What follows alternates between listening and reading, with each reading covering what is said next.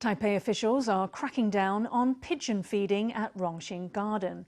Birds at the park have become a nuisance to some residents. There have been complaints that some people are repeatedly breaking the law by feeding the local flock.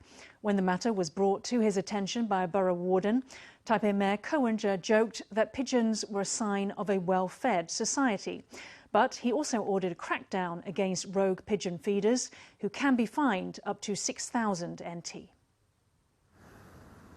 A flock of pigeons invades the pathways of Rongxing Garden. They peck at the ground as if waiting for someone to arrive and feed them.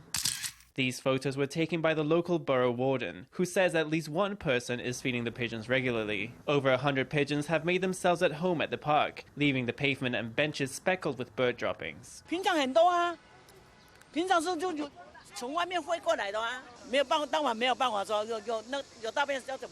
Residents of the 4 buildings opposite the park say they've suffered for years. Over the last decade, pigeons have nested in the air conditioning systems, sending dirt and odors into the apartments. After the borough warden reported the matter to the mayor, officials finally came on patrol. After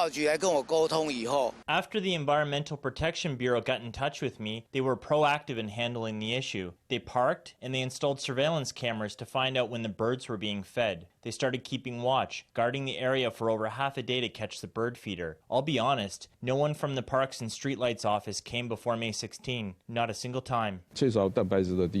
In places where protein is scarce, there are no pigeons in the park because people just catch them and eat them. Now Taiwan is relatively wealthy and pigeons have become a public hazard. Pigeon droppings contain bacteria that can cause infections. If there are too many in the ecosystem, they can pose a health problem. Ko has ordered park officials to monitor the flocks. Anyone caught feeding pigeons could face fines between 1,200 and 6,000 NT.